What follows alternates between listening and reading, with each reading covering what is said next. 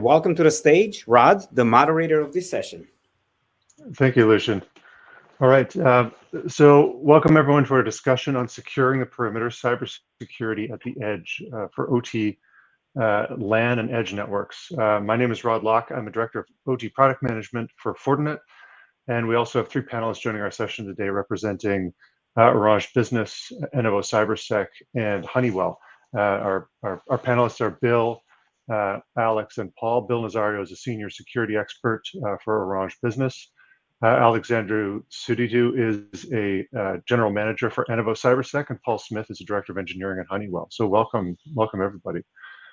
So let's dive into cybersecurity at the edge for OT.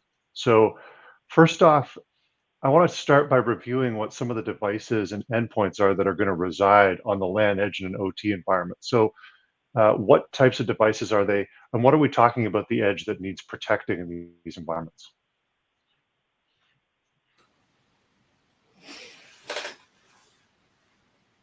I'll ask Paul to lead off. Oh, okay, for sure. Yeah. So talking about devices at the edge, you know, every industry, geolocation, and political region and industry vertical have, you know, nuance-based equipment.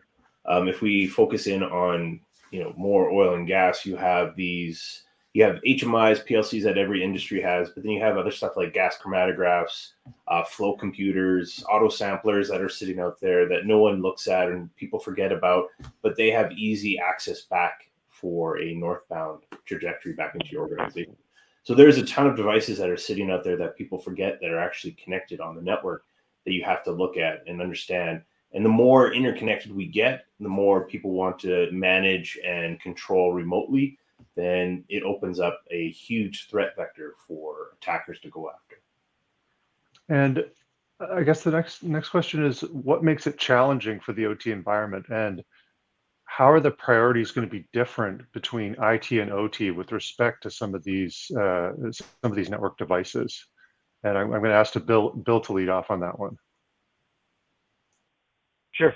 So, to Paul's point, right? You have these specific requirements for different locations and different types of factories. So not all endpoints are created equal, right? And not all endpoints that are on the edge are capable of supporting new technologies and new services that are available, right?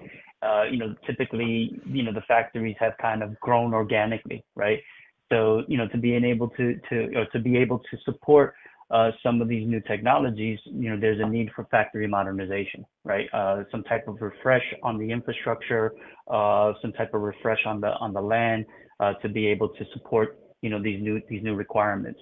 And when you look at factory modernization itself, you need to look at it holistically, right? A lot of times, if you come from an IT world, you tend to kind of address just the immediate need, right? But what we're seeing is with the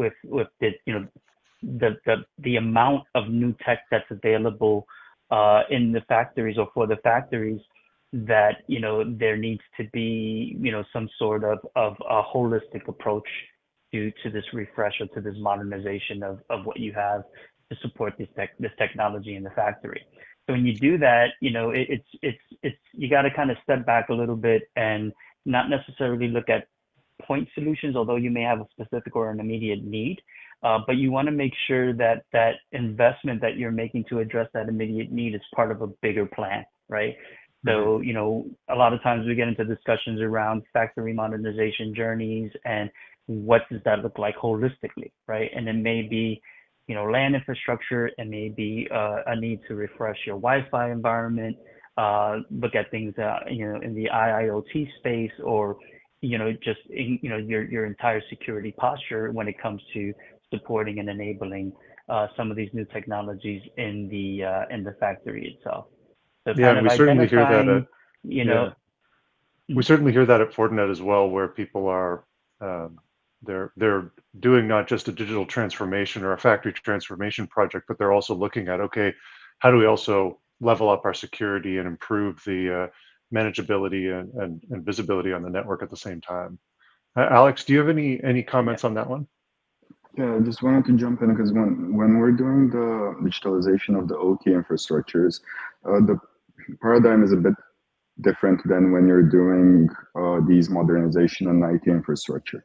What I mean by this is that in an OT space, you have these cyber physical systems where the notion of security tends to be different than the one from IT. They're more focused on physical security of the devices, of the machinery involved in that OT space, and of course of the people that are operating it. Whereas in your traditional IT environment, security is more focused towards protecting the data itself.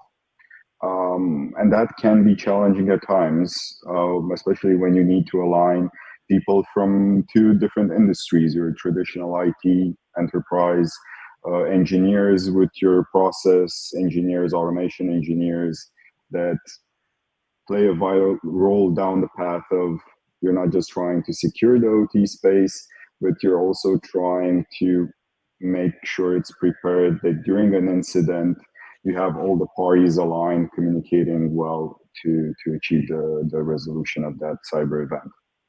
Yeah. Paul, any comments on that and on that environment? On the threat landscape, sorry. On the differences between IT and OT specifically. Priorities in the OT environment. Big time. So IT, OT, the criticality for like CIA versus AIC, so available, confidential. We're not so worried about the confidentiality stuff, but having your process always available is key. Talking to different operators in the industry, if you have a little bit of disruption, like business impact, business interruption, you're talking $1 million a minute in some cases. So pushing a patch down, which is normal operating procedure for IT, could cost millions of dollars within minutes of patching the system. So you have to be very careful and cognizant of what you're doing and understand the nuances of the environment that you're operating in. Yeah. All right. Yeah. The next topic I wanted to talk. Jump in again, Bill. Go ahead. So I just wanted to just make this point because I think it's absolutely critical when we have these discussions and you look at IT/OT convergence is a real thing that needs to be, that you have to really put a strategy around it, right? Your organization has to be completely on board with what that convergence really is and what's required from it, right? You need to make sure that your organization actually has an IT/OT convergence plan, right? Who's involved, right? You're going to have stakeholders from your IT network. You're going to have stakeholders from your OT network who have worked independently forever, right? The factories were self-sustaining. They have their own people. They have their own processes. They have their own tools. And, trying to get people to, the willingness to get people to the table to work together and really just kind of stand back and relinquish some of that power that they've had in these environments is very difficult, right? If you think back to, IT, modernization with the implementation of when we started to roll out SD-WAN, right? Getting the network team and the security team in a room was foreign, right? It was one of those things where it didn't happen. It wasn't really common. And then you would try to go through this SD-WAN deployment. And then at some point, somebody from security will come and shut it down. We're seeing the same thing when we look at IT/OT convergence and the modernization of the factory. So getting those two teams on board, as well as the OT team. So now you have IT, OT, and security is a must. If you can't get that portion of it resolved, and it's more of a people roles responsibility type of thing, you're going to have challenges when you're trying to implement these new things into your factory.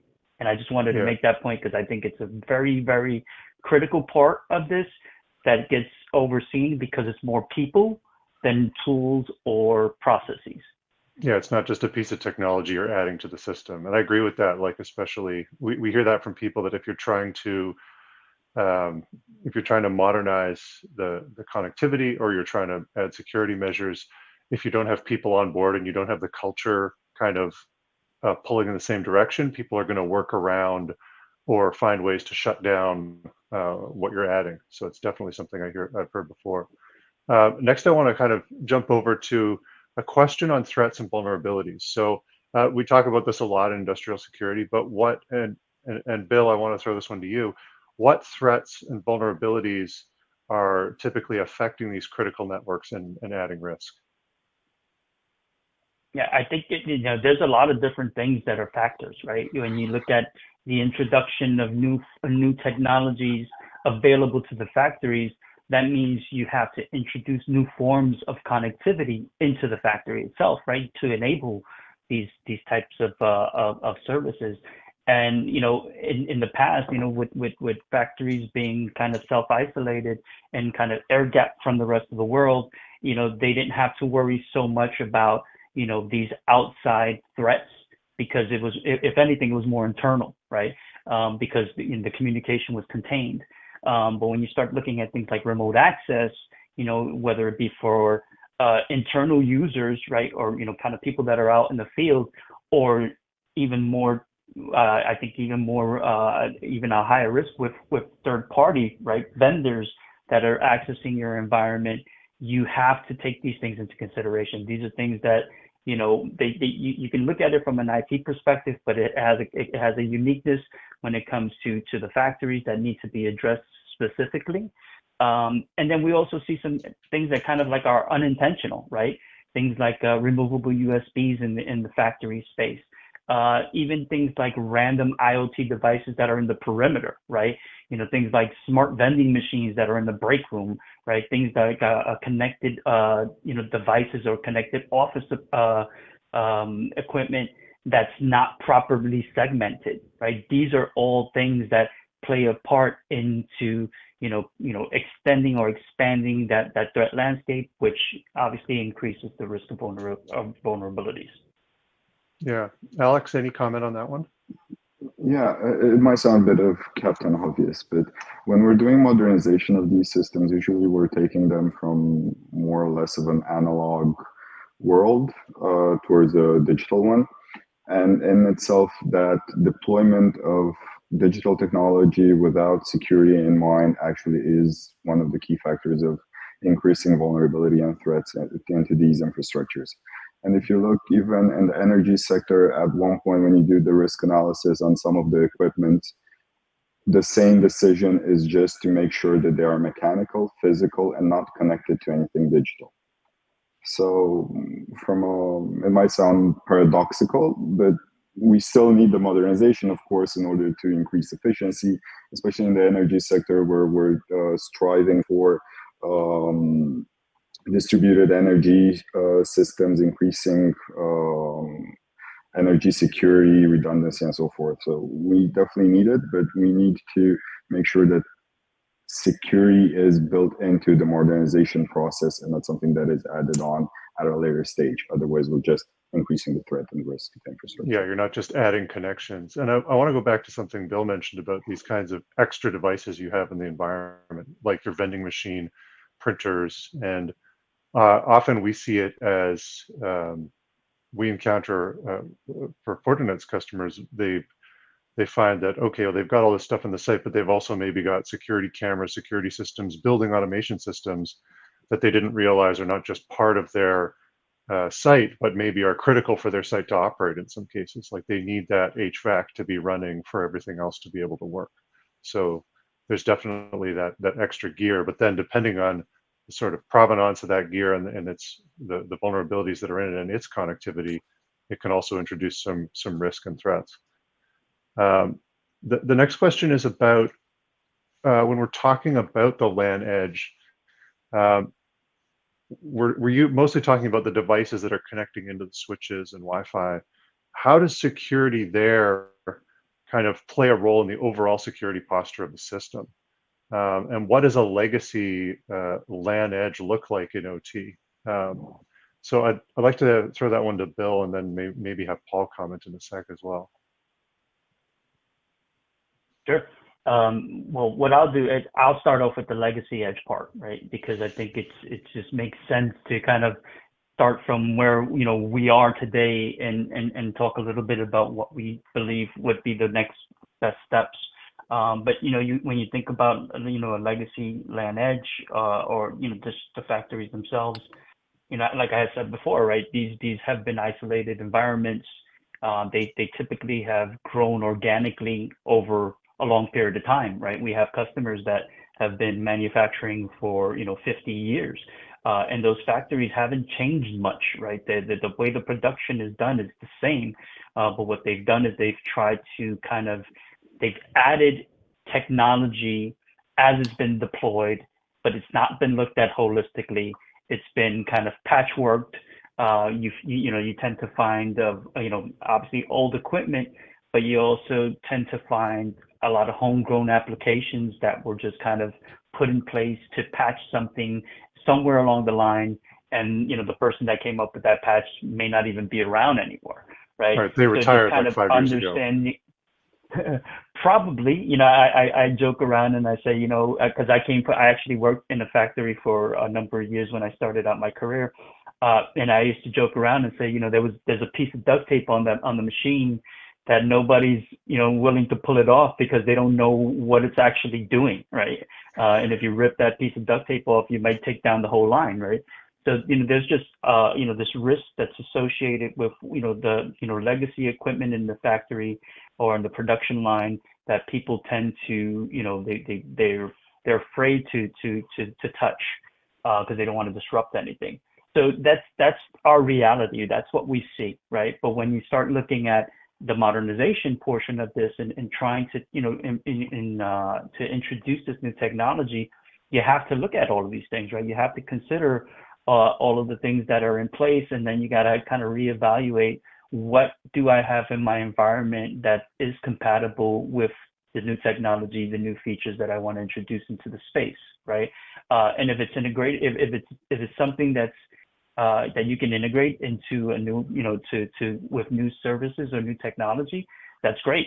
But the reality of it is that a lot of it isn't, right? A lot of it is not capable of supporting, the requirements or the demands of these new applications. So, you need to kind of go back again, like I had said before, right? Take this holistic view of things and really start to identify the areas where you need to start with a refresh of some sort. And all of this has an impact on security, right? When you look at from a security perspective, all of these new technologies, the introduction of new forms of connectivity, the introduction of new products and new services into the environment, they have to, to Alex's point, security can't be an afterthought. It has to be part of the initial design, initial discussion, and the initial plan on how you're going to roll these things out. Yeah. All right. And Paul, I think you mentioned earlier, like what legacy and what security plays a role at the LAN edge. We talked a little bit about, I think you talked a little bit about things like gas chromatographs, and especially things people don't realize they have plugged into the system. Can you expand a little more on that and what that looks like in some of these legacy environments? Oh, for sure. So one of the most interesting things that we've been coming across here lately is the modernization and implementing AI and ML and large language models. And the only way to do that is get interconnected. So to pull as much of this data at the edge so we can introduce things like process optimization, advanced process control, get more production out of the data. And the only way to do that is to get the data. But no one's actually looking at the equipment that's connected to this. Or they may be looking at it and they're not weighing the risk. And they're saying, hey, we're going to pull this data regardless. I was in Amsterdam, I want to say 2 years ago, and I put on a talk about cryptojacking.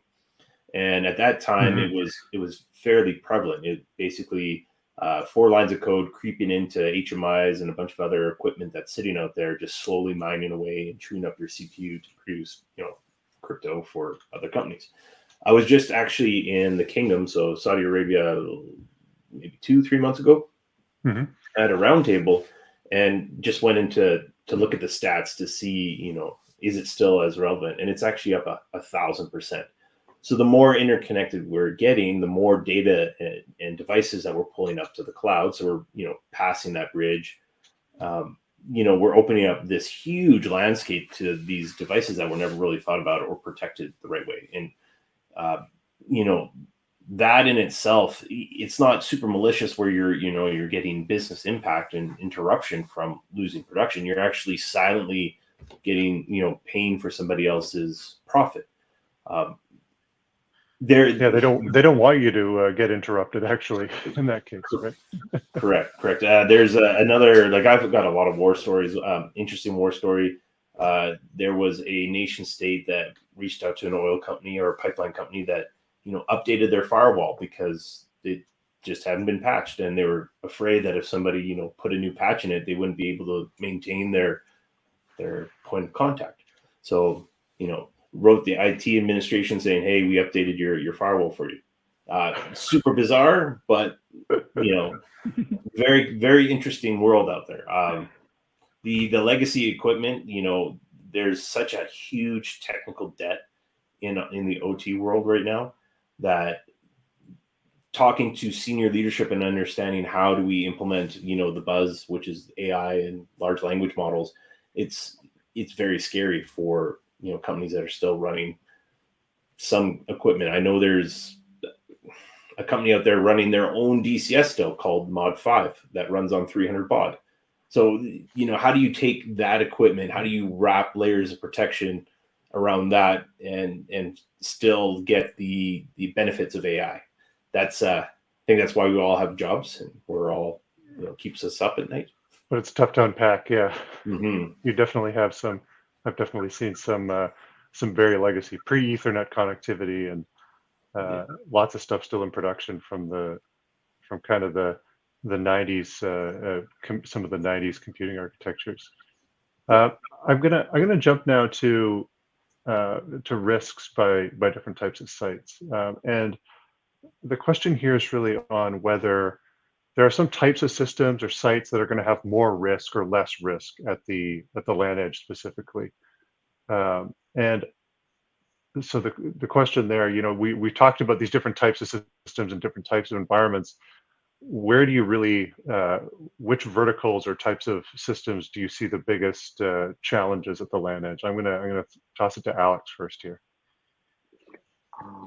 So I would look a bit at the OT ecosystem in the sense that most of the asset owners, they're operators of the infrastructure, not engineers per se, or people that build the systems or are performing active changes. Where I'm going with this is that this implies contractors coming in to do different work on the infrastructure. So assuming that by some means things are relatively secure and safe within the infrastructure, we still have these incoming connections from different locations, from different devices with different security levels on them. Some might have proper anti-malware installed. Some might have recently accessed various websites, got infected and whatnot.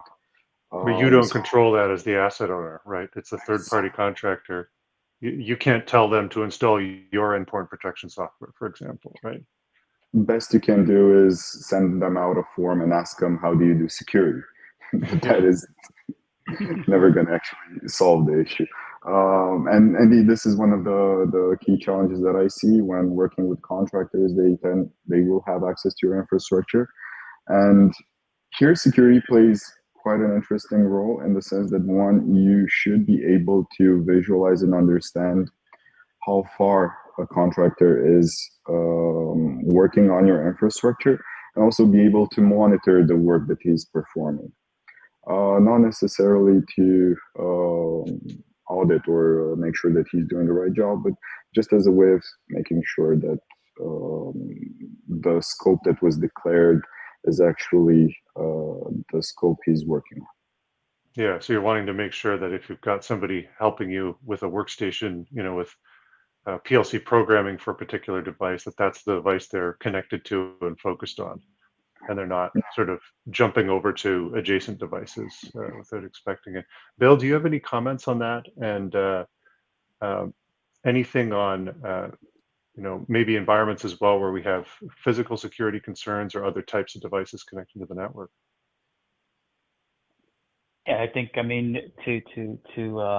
Alex's point, right? I think it's just, it's kind of, it goes back to kind of understanding that environment, right? From a site the way I see it, and the experiences that we've had is, I have clients or customers that are smaller, right? In the small and mid market and I have large global MNCs that I support, and they all have the same issue, right? The challenge is exactly the same, right? Because the challenges are at a site level, right? It doesn't matter if you have 3 factories or 300 factories. Each factory, each location is going to have its own specific requirements and its own set of challenges. So, it's one of those things where, I've had conversations with people around trying to standardize as much as possible in the OT space, but those are typically conversations that come from people that have IT backgrounds, right? Where they can, standardize a large portion of their environment and then just kind of productize solutions and designs and then just stamp it out across the environment. And it just doesn't work that way in a manufacturing environment, right? It's very specific. So the way I see it is, Yeah, you've still got that every piece of site duct tape from 20 years ago as critical. well, right? Yeah, exactly. Every site, every location is just as critical as the next, because when you look at a production line, a small packaging plant in the middle of nowhere for a large production company, right? If that packaging plant goes down, the whole line goes down, right? So it's not just the site; that site impacts the rest of the rest of the organization and the rest of that production line, even sites that may be on the other side of the world. So, Yeah, especially if one of those anybody's using situations. their just-in-time logistics. And I think companies, this goes for IT as well, but companies, especially when they've grown by acquisition, you end up with a real hodgepodge of designs, right? You might have had a preferred vendor for automation for 15 years, but if you acquire something, well, maybe they had a different vendor. So then now you've still got this heterogeneous environment to work with. And, you're never going to get that cookie cutter, the beautiful cookie cutter sort of thing that you would see today when somebody's building a gigafactory. Is not going to exist in the legacy environment. But one of the things that we've seen. Yeah, go ahead, Bill. Sorry. Sorry, I was just going to say, one of the things that we've seen is that unfortunately there's a lot of historical IT people that are now tasked to support the factories, and they still kind of take this approach, right? It goes back to the CIA IAC thing, right? It's those priorities are almost inverse, right? So it's one of those things where it becomes a challenge just from an expectation from the organization on how to implement things and do things, because they've done it for 10, 15, 20 years on the IT side of the house, and they think that it's just applicable in the OT space, and it's not. It's really something that needs to be looked at slightly different, and those expectations also have to be kind of adapted to the new environment itself. And I would say, like, a lot of the times the IT culture is this, like, you're responsible for the securing the data of the company, and you need to kind of help get over user objections to the things you're putting in place. And so you kind of build up this, like, we know best, we're coming from the networking and security side. We know best for you, the user, what you need to have on your laptop. And yes, it might be annoying to have this extra software on there, but it needs to be there. So it's a dangerous mentality to maybe bring into the OT system. It's the difference between, an email server going down for 5 minutes and then the production line going down for 5 minutes, right? What's the impact of an email coming in 5 minutes late? Not going to be much of an impact, but 5 minutes down on the production line disrupts the entire production line. So it's that simple. Yeah, I want to jump over to, there's a lot of discussion these days of regulation. So, and we see a lot of new regulations coming in around OT cybersecurity around the world. I think there's, like, between different jurisdictions and national standards and verticals, there's probably 125 plus different OT regulations being either implemented or proposed around the world. So there's quite a lot that people are tracking. And Paul, I'm going to fire this question to you. With all the regulations and security policies moving and changing, what role would an increase in regulations have on OT security? And especially, do you see these impacting how security is being done at those lowest levels where we're actually connecting into these controllers and devices? Yeah, for sure. So some of the, just just to talk about some of the regulations happening. So in the kingdom, so KSA has released OTCC, which is their overarching compliance framework and governance that everyone has to adhere to. NIS2 is a big one that got pushed into Europe. When we've been watching it closely, we got the original framework and started going through it and trying to dissect how it would apply. And then each nation state inside of the EU is starting to adopt and adapt their own. So we've been kind of playing that by ear and understanding how is that going to affect, because Honeywell is a owner operator as well. We actually have facilities that operate in these different regions that we have to adhere to the compliance ourselves. NERC Gives you good practice when you're talking to your customers, I guess. Big time, right? Because we kind of eat our own dog food because we have to comply ourselves. So, talking to our customers about the security side is like, this is what we're going to do for our, compliance framework inside of this region. Mm-hmm. IEC 62443 is a big one for us as well that we've been working on. Where part of the working group is helping drive the changes to that standard. NERC SIP is a big one. I'm actually located in Canada, so we've started to implement it. If you're in the power production or you're impacting the bulk electric system, you have to adhere to NERC SIP as well. Mm-hmm. I just want to make a quick note about something Alexandra said. When sending forms, if you're in the nuclear side of power production, the regulation and compliance for that means that if you're a third party engineer or whatever happens to be, you sit on one side of the control, you verbally dictate to the operator, and the operator manually types in on their own equipment. It is bizarre. It takes forever to get anything done in a facility if you're trying to patch a system, and then it's usually $100,000 work order change or something like that. But there are ends of compliance that are in place that do limit it, but we have to find that happy medium. What cost is it to the business to impose too much compliance, too much security, as opposed to having easier to do day jobs? And I think we're talking about putting agents or whatever happens to be a piece of software on someone's device, and that being more disruptive. Well, as the compliance rolls out and you start reading through some of these frameworks, they're asking, in it, do you comply? Do you have this inside your environment? And it's being pushed down harder now because of all the incidents that we're starting to see globally.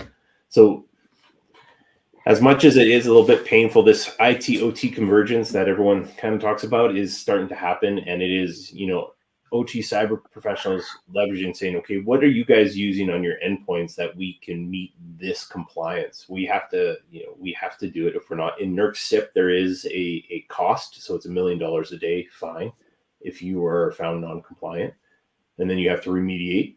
And usually it comes into, how things are being done down in the OT space. Like we push back. We have, we are a vendor as well. We push back on customers just installing IT-based EDR, and we say we have to understand what it does because we don't want to take down your production line. So, but it's a compliance requirement that says you must have endpoint protection on this. So it's like this happy medium of how hard are you going to hit by regulations and fines, and what are you going to introduce into your environment that's going to impact your process. So it's like a fine line, and we're always working through it. Yeah, and try to make sure that it's not whatever people want to install isn't going to impact their productivity. Correct. I think ultimately they're going to pick up the phone to Honeywell when it stops working, unfortunately for you guys, right? So yeah. Alex, do you have any comments on the regulation side? Yeah, I wanted to touch a bit on some of the positive side of it, especially in Europe at least, because NIST directive is which I'm most familiar with. It kind of pushed OT infrastructures to start monitoring and collecting telemetry from their infrastructure, kind of forcing them to understand what is actually going on in their OT space. Due to the fact that they need to be reporting any cyber event within a relevant cyber event that's an incident within 24 hours to 72 hours, depends on various countries across the EU. So kind of by pushing the OT operators to do this this reporting forces them to have a better understanding and start monitoring the infrastructure. And at the same time, in EU again, most countries need to have a sectorial cybersecurity incident response teams. And this connects nicely to the edge case, because for the energy sector, most would have these CERT teams that collect telemetry from the edge, outgoing connections, incoming logs from perimeter devices like usually firewalls or stuff like this. So they are having a positive impact. Just trying to look at the positive side of it, not necessarily how they're gonna solve the issue. But Yeah, Bill, any comment on the regulation side and what you're seeing with your clients and customers? Yeah, the one thing that I'm seeing is, because a lot of our customers are large global MNCs, is just the complexity, right? The complexity of trying to keep up with the changes that are being pushed out by different countries. To Paul's point, right? There's you have your specific regulations in Canada, you have specific regulations in the Middle East, you have specific regulations in Europe that need to be complied to, right, by these large global production companies, right? These organizations have challenges just keeping up with them, right? I was at a conference last week, and I sat with a gentleman that's what kept him up at night, right? Was just trying to be able to stay up to speed on what those changes were, how do they stay compliant, and things like that. So just managing the complexity of it globally is a task in its own, right? And then you get into the specifics, that Paul and Alex covered. It just makes it a very difficult time. And unfortunately, not every organization has a team that's dedicated to supporting that. So, that makes it even more of a challenge. So. Okay.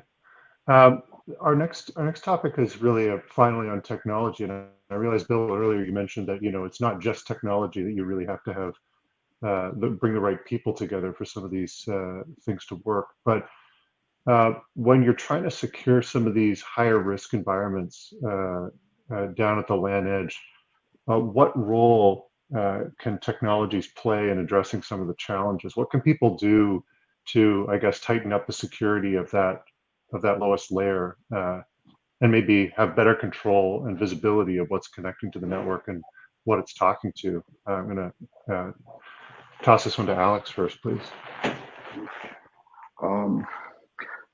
Again, I'm just going to say, there's a lot of technology out there, but there's a risk of deploying technology for the sake of technology. It needs to be calibrated to the process itself and take into account what are the key risks within that infrastructure. For example, in Evo Cybersecurity, our approach is to first map out the industrial process, understand exactly what is the typical way that those devices are communicating between them, and then deploy technology where we try to lock down the network architecture as much as possible, because we need to be mindful that OT infrastructures tend to be quite static. I mean, if there's one advantage in an OT network compared to an IT network, is that here everything is dictated by the process. So we know in general where is the control part, where is the sensor actuator part. We can map this out quite easily. And there are two main reasons why you want to do that, from my point of view at least.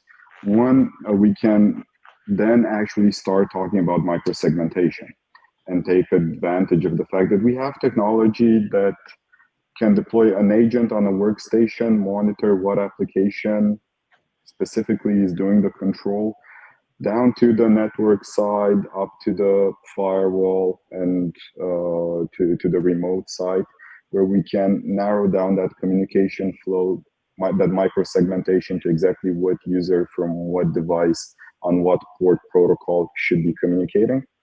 But that ties into the fact of understanding the process and knowing exactly what you're trying to protect. And another part where technology is playing a major role and should be, again, it ties into our philosophy of OT cybersecurity, is to facilitate the incident investigation. Because we have a lot of data now, assuming that we start monitoring properly, we have a lot of devices that are generating security telemetry. And we have the control system where we have specific orders in which operations should be performed on the OT infrastructure, on those cyber physical systems. And it's a challenge during a crisis situation. This is from my experience, when your unit is down, when you have a lot of people asking you what is going on, needing to report, at that point to start going through the data, try to make sense of it, try to understand your process there.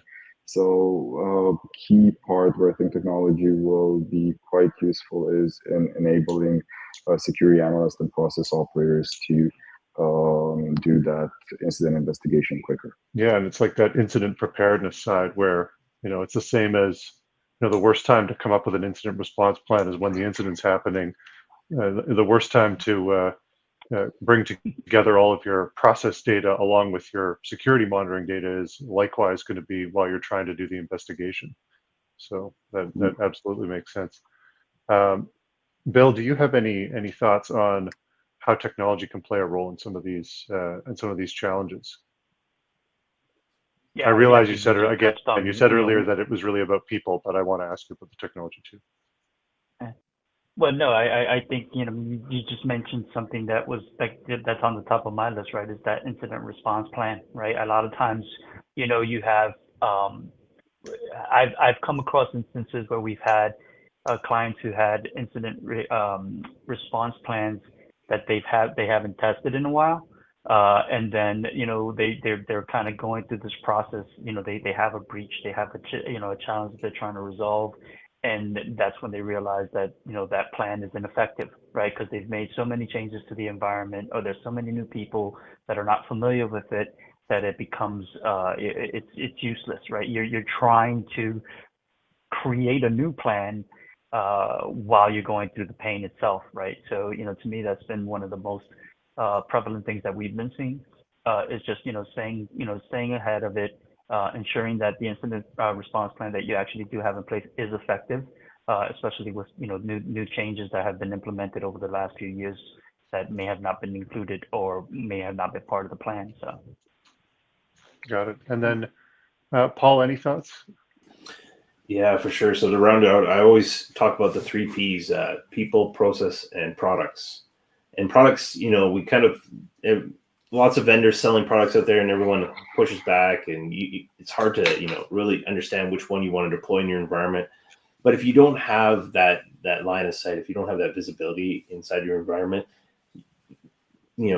just talking about cryptojacking, if you don't have like an IDS out there that's showing us the communications that are happening, you'll never be able to catch it. If you don't have a firewall at the edge that you can then automatically push a rule saying, hey, block that communication on this port so that can't slip through, so disable it so we can do our IR. If you don't have telemetry, if you're not pulling data back, then you can never really, do an effective IR. So I really do believe in products. I do caution. So talking to Alexandru, I'm talking about having that endpoint. I fully believe in having an endpoint agent out there. However, more from like an application side and not a kernel level agent. There was a large company that showed us what kernel level agents can do if you push a bad update to them. So doesn't mean that do not put something in the environment. Like I fully believe that you need it just to do deeper forensics and investigation and have awareness and visibility of your environment. If you don't see, like, you can't protect what you don't see. So I believe, like, I'm a big products person. Like, and Alex's example is really good, I think, as well, where he's talking about, I guess, the security approach is really least privilege. It's a least privilege approach to say, okay, this user, this application needs to connect to this device in order to make changes. but it doesn't need unfettered access to all the devices on all ports. It's not just saying like a routing rule where, the workstation can connect to, this workstation connects to absolutely everything. It can be more tailored, and you can cut down that attack surface a fair bit. Yeah, doing some software-defined networking, yeah. And it's a fair project to even understand what that connectivity needs to be, or to monitor the network long enough to know, okay, what rules should be in place, right? Yeah, but implementing things like ZTNA and adopting that kind of approach from an IT perspective are things that could help, right, in that space. And a lot of it is everybody wants visibility, right?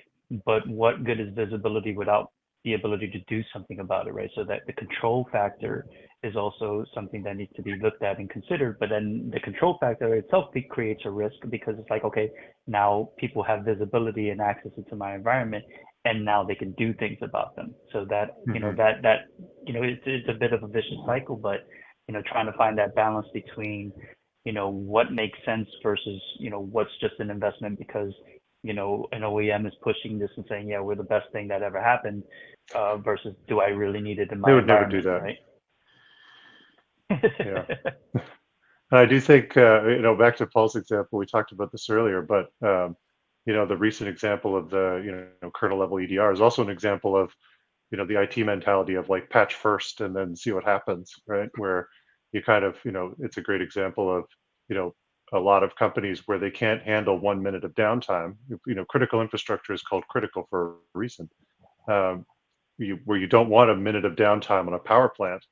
The testing and qualification of those patches in that environment is completely different to how you're going to handle it in IT, where it's mostly, well, you trust the vendor that they've done their homework when they're pushing out updates. And so why would I, just add that work on top of my heavy workload in the IT department? And in OT, it's critical. It's why you see such long, I think, there are almost jokes about the length of patching cycles in OT, but they're long patching cycles for a reason, because you can't handle that downtime without loss, or without talking to a congressional committee in some cases, right?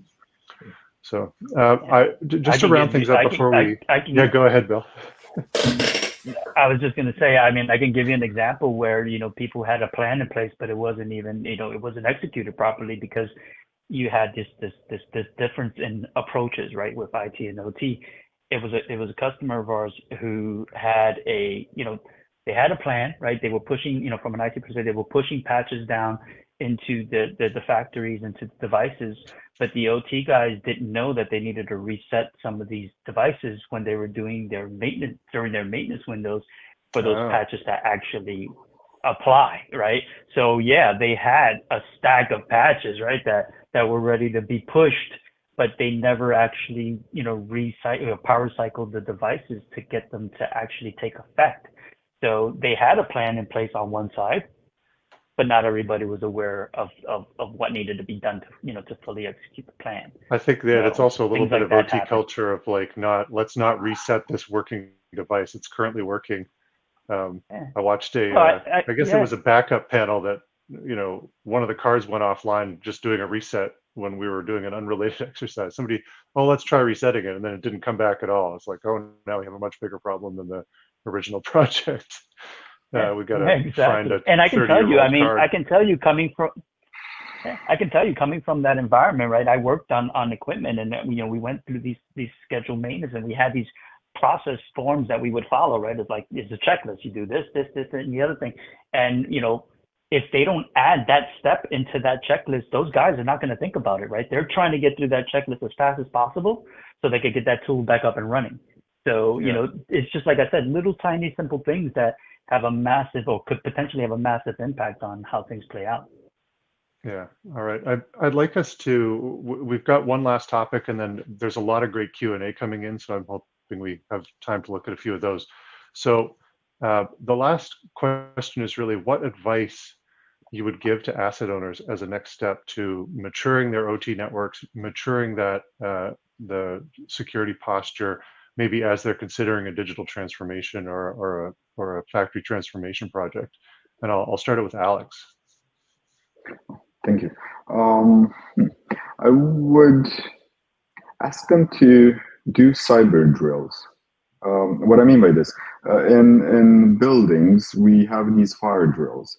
So somehow from a business point of view, enterprise point of view, we agreed it's okay for a couple of hours everyone to leave their office, not work, not produce anything, so we can make sure that in case of a fire, everyone's evacuated safely and all is well.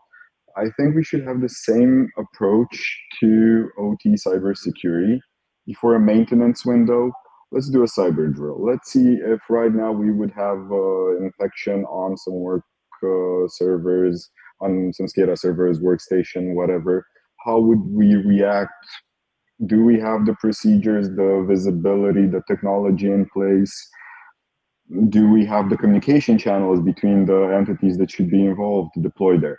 And if we would do this every at least 2 times a year, we would draw some lessons from there of the key things that are essential for our organization to deploy as soon as possible, and kind of build our own cyber program tailored to our needs. Mm-hmm. And Bill, do you have any thoughts there on where to start and what asset owners should do as they move along this journey?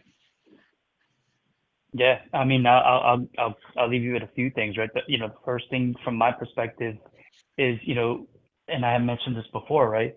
You're making sure you define that IT/OT convergence strategy, right? Building the trust between the IT and the OT teams, right? Making sure they know who each other are. You have to build a relationship with them, because for the most part, I've been in and I joked about it last week. In a lot of cases, I've been kind of like a marriage counselor, and with some of the some of our customers, where We've heard this term before. They don't like each other. they don't like each other, right? So you're in there and you're trying to say, hey, you know what, it's okay. Let's find some way to work. You have to find a way to work together. You have to find some type of compromise. And in some cases, we've been matchmaker, right?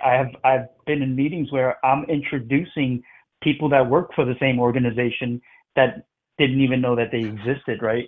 So just kind of making sure that they understood, who's there. We're all part of the team. I think that's a super critical, a critical thing. So I would start with that, right? Build that trust. Make sure that roles and responsibilities are defined. Nobody feels like anybody's stepping on each other's toes, and that'll help, kind of start to move things in the right direction. Second thing I would say would, define your OT factory modernization journey, right? Look at it again holistically. Make sure that you understand, not only where your organization wants to go and how it wants to grow. Look at how the market is moving and how things are changing, because that's going to help you define what the long-term investments need to be to support that growth, right? So, define your OT factory modernization journey, identify roles and responsibilities.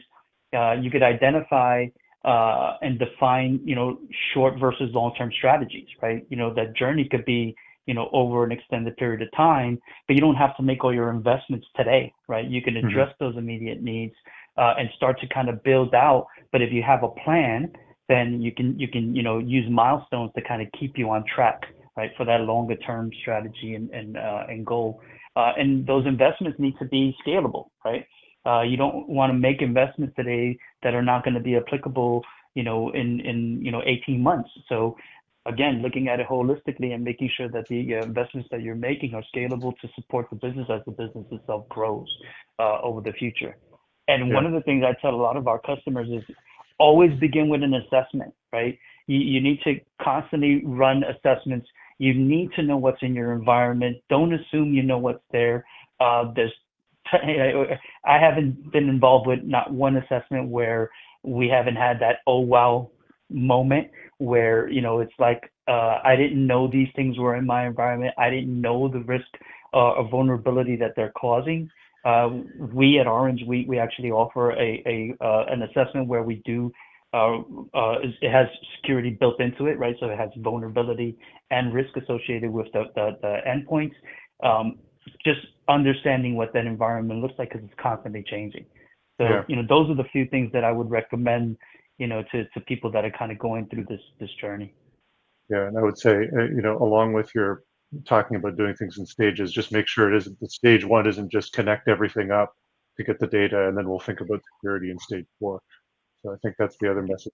Right. Paul, I'll give you the last Yeah. word on the OT security journey here for asset owners. For sure. So it's I'm having a little bit of deja vu. I was 2 weeks ago in Dallas on a panel, and this question came up as well. And actually, Alexandra and Bill stole all the good answers, just like it happened, because I was the last one asked. So I'll Sorry, just Paul.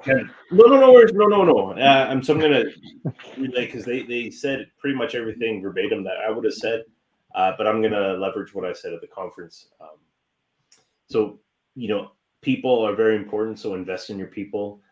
Stuff like this, allowing your staff to carve out an hour to watch webinars, go to community events, talk to your other peers in the space, understand what everyone else is doing.